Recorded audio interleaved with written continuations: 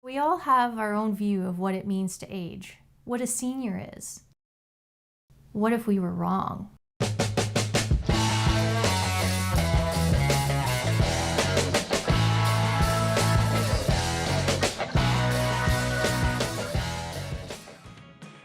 In a culture that worships youth, it's hard to see that our golden years can be full of passion and growth.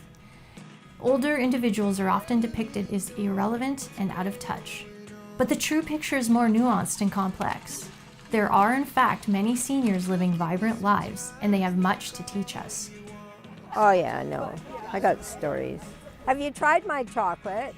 The fact is that despite the negative connotations of aging, there are seniors living fulfilling and unique lives right beneath our noses, creating works of art, volunteering, teaching, and more.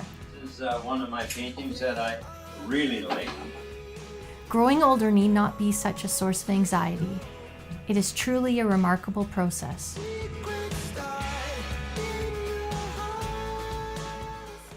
My name's Pam. I'm a filmmaker, wellness advocate, mother and wife in the Okanagan.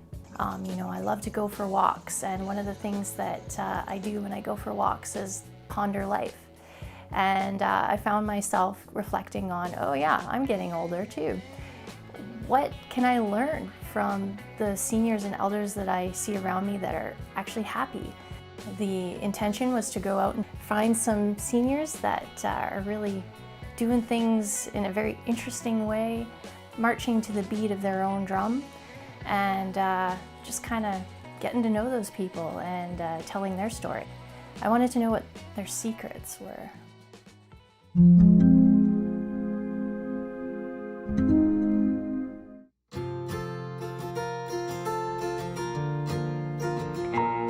Oh my goodness, I'm a chocolate voyeur.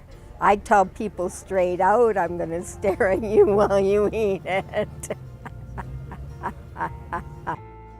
I was playing with chocolate one day, and I took some to share with a clay class. And they all stared at me and told me I had to share them with the world. And it literally saved my life. It gave me a reason to get out of bed every day, and I could wear my outfits and watch people eat my chocolate. I did. So I got some help from my nerve pain about just over a year ago, and now I'm still making chocolate because people want me to keep making chocolate, so that's what I do. I have my comment books. When I had my baddest days, I would read my books, and then it would remind me of reasons why I have to keep going. And life is hard sometimes. I've been selling them here at this market for about 16 years or so. So I have a lot of people that come every year just to see me if I'm still here. Yeah, my chocolates have changed a lot of people's lives. The Japanese call it ikigai, or reason for being. Could this be what keeps us going? Well, yeah, it is good to have a sense of purpose. I've found that as I got older that volunteering and doing things for others really helps that. And so join a service club, find ways of helping other people, and I think you'll be happier. You have to. I mean, I have seen seniors who retire and kind of sit in front of the computer or sit in front of the TV or puddle around, but they seem to go downhill fairly quickly. Here, if you look around, we have one lady that comes in, she's 100 years old, she comes in every couple of days, she has lunch, she dances in the happy hour. Without that, she would be one of the ones that would be sitting in her apartment. It's absolutely important to have a purpose in life. We have too many people who don't. You can see that in our cities with drug addiction and homelessness. And I'm poor, and I like being poor because Wealth tends to make you do things that you wouldn't ordinarily think you would want to do. But I embrace my poverty. In life, I am a pretty rich person because I live here, I live in the Kootenays, I have a sunny day, I can do what I want. I go sailing on the weekends on my sailboat, out on these gorgeous lakes that we have here, and I just am able to feel the freedom that I'm not religious, but that's what we were intended to be, is help with our community, and I do it by growing food. It's that feeling of giving back to the community, I think, that we all grew up with. That sense that your community is yours and you need to participate in it. And as a senior, you can't participate the way a lot of other people do. So you can participate this way. So I can put my time in here. My career when I was working was for children and families, and now I feel like my second career is for seniors, and I can do this, and so I'll do it until I can't. I think everybody needs to feel a sense of purpose. I worked in long-term care as my career, and I always positive and finding things that they like to do. Yeah, a purpose is very important for people. I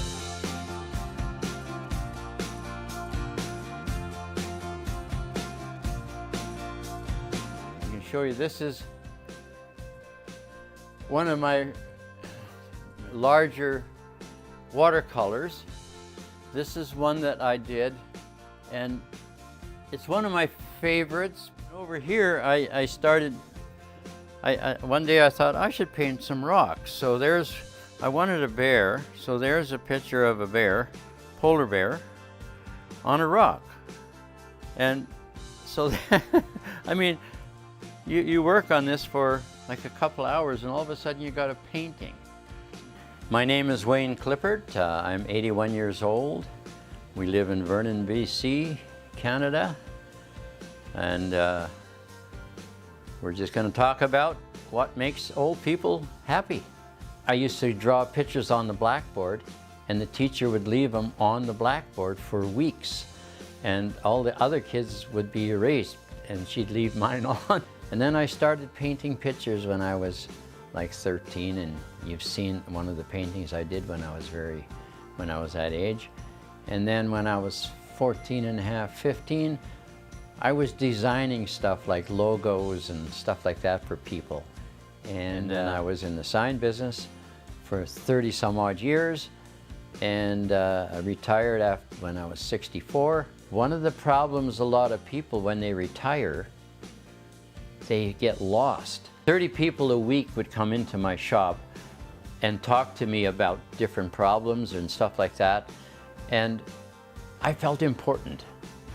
When I retired and I got here, I didn't feel important anymore. And then after about 7 or 8 years being retired, it became boring, just trying to find out where I wanted to go. And then finally I decided maybe I should get back into painting. So neat to see people come and ask you about what you've done. It makes you feel proud. You've got to have hobbies of some kind.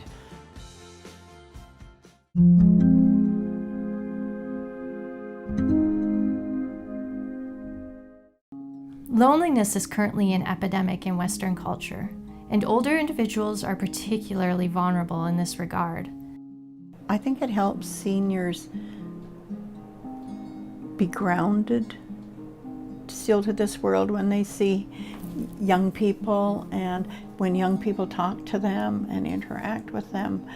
I think any young people that grow up definitely have to have children. You've got to have 1 or 2 or 3 kids. If I was young again and I wanted to redo it, I would probably have 5 kids. Having a good group of family and friends around, the social networking is huge. Staying connected to your community, to your family is, I think, a big antidote to feeling old. The seniors that I see that are very much included in the community and they go out and they seek those kinds of activities, they seem to be a little bit happier. They seem to strive to look for those connections, and they do come and look for help when they have difficult situations. They also have people to depend on when they're in frustrating situations or when they're nervous about something coming up. They have people that they can depend on, and they know they have places they can go for people to help them.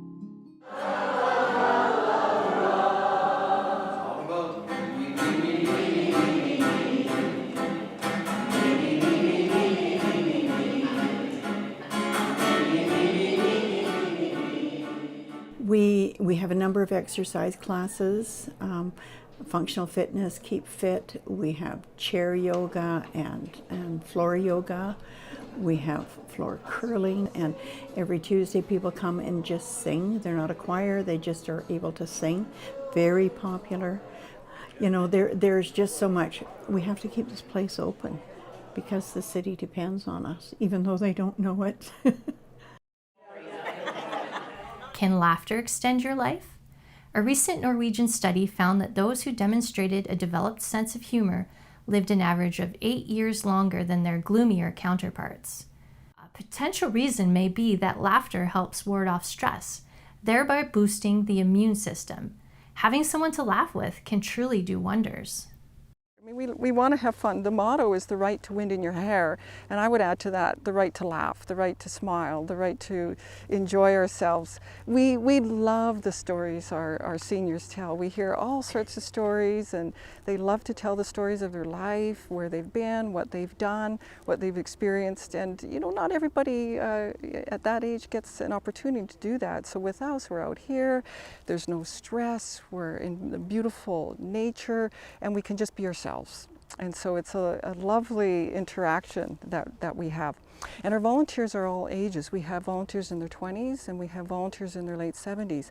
So it's very intergenerational. So when we get these folks out, these elderly folks out, it's just a lot of fun.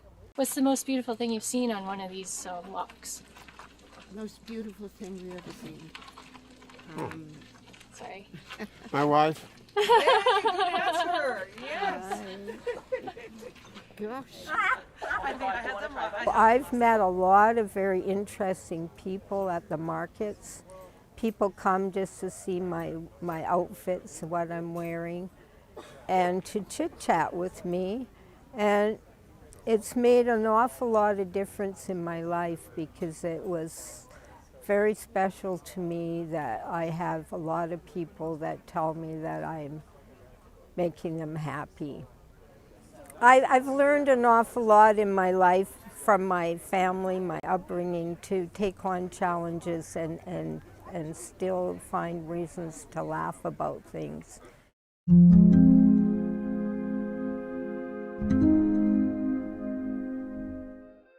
Eat well. I mean, you can cheat all sorts of times. Ice cream is always acceptable.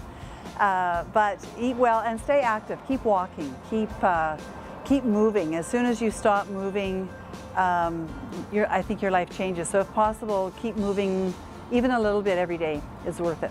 I get up at 7, shower and all this kind of stuff. I exercise for 15 minutes. Walk around the yard, see what I can do.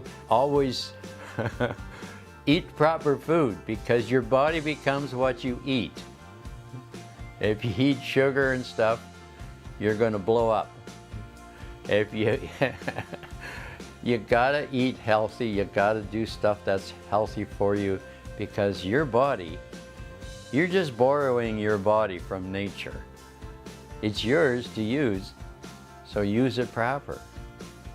Harvard researchers have linked spirituality to healthier lifestyles and longevity. This can take many forms depending on the individual, but one of the quickest ways to connect with something greater and access spirituality can come from immersion in nature. It can be very healing, and studies have found that those who spend regular time in natural environments do indeed live longer. I'm Leon Pendleton. I live off the grid.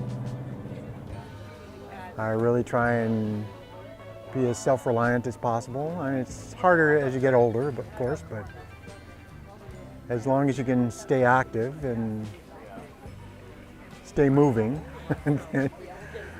the odds are that you're probably going to be in fairly good health and eat good food. And we need to reduce our lifestyles, reduce our life, reduce what we think we need, which we don't. I don't have a cell phone, I refuse to get one, so I decided that being next to the earth was the only option for happiness and survival. And I've been proven right. You are what you eat, right? And if you don't eat well, you're not going to be well. And there's all kinds of ways to do it, like coming to a farmer's market. And you can see me, I'm 74 years old, so it's done me well over the years. Just with the work and the work ethic, being out in the sun, getting my sleep when I need it, getting my rest, just to have the leisure time that we were intended to do. Most people nowadays don't have leisure time. They think they do, but they don't. And it's just important to be as free as possible.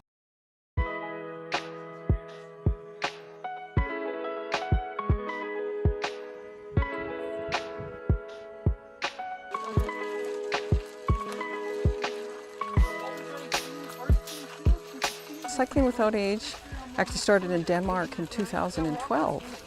And I saw a video of it, loved it, and thought, we need that here. We have lots of seniors in our community, and I thought it was perfect. We have this beautiful rail trail. So back in 2017, I started fundraising and getting things together, working with the community, and we started doing our first rides in June 2019. You know, the bikes are about $20,000, so there's a lot of fundraising for it that needs to happen, and having in place mechanics. The bikes have to be detailed every couple of weeks and whatnot. But we have two different bikes right now.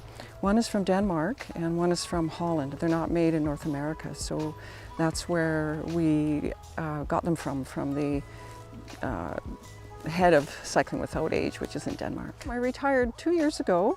I wasn't quite retired, I'm a physician, and of course this resonated with me and just touched my heart with the seniors and getting them out into this beautiful community that we have. And when I started winding down my career, I started ramping this up and getting things going, and then when I fully retired, I was able to really put it all in place. Really important, and I can give you an example. It's important on many levels. For the people that we take, I've had people start to cry while we're taking them down the rail trail, and like, what, are you okay? And the response is, dear, this is the first time that I've been out in over 2 years, and I've donated to the Okanagan Rail Trail. I've seen photos of it, but never in my wildest dreams did I think I'd get to see it. And I mean, that's what we're all about. And the rides that we do are all free, and they're available to anyone in the community. And the passengers that we take, they're saying, this is the best thing since sliced bread. It's the most loved I've felt since I was a kid. And it's magnificent. So when you put that all together, the community sees us, they love what we're doing, the volunteers love it, and of course, most importantly, it's for our elderly seniors.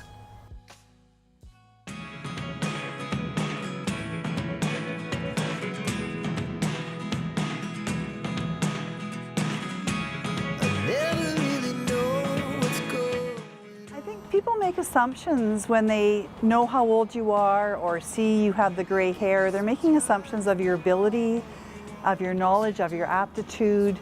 And I think treat people as you would like to be treated, and see them as people and not as old people. Be patient with us like we were patient with you when you were children, and we had to teach you to tie your shoes, or we told you the same story over and over again. Be patient with us as we forget our words and forget the order of things, and that we're not trying to make your life difficult, but this is the natural order, and we helped you when you were children, and you need to be kind and compassionate to us as we are elders. Well, I think everybody has to remember that life is a series of events. and you have to make it through events. And from a very young age, we learned how to be flexible, and things didn't go exactly the way you planned all the time, so you always had to have alternate plan B. Always think beyond what your teacher tells you or beyond what your friends tell you. Don't be a follower, be a leader.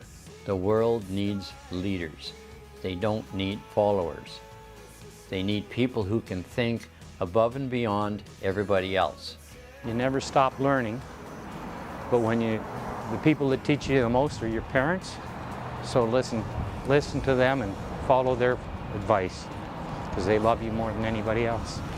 You know, you really can't plan your life, so you have to take advantage of opportunities that step up, and don't be afraid to take a chance. If it might be a new job opportunity or a learning opportunity to travel, be adventurous, especially when you're young. Look after your seniors. If you've got one in your life, be in contact with them. They love you, you know. I love my grandkids so much, and they're all interested in playing with their friends, you know. So when you look at those older individuals in your life, ask yourself, are you seeing the whole picture? It is a travesty to denigrate the aging process, especially when it brings so much potential for growth and expansion. In old age, we have the opportunity to merge into our true selves and discover perhaps previously overlooked aspects of who we are meant to be. When we include our seniors in the equation, society begins to thrive in invaluable ways. The world becomes just a little more golden.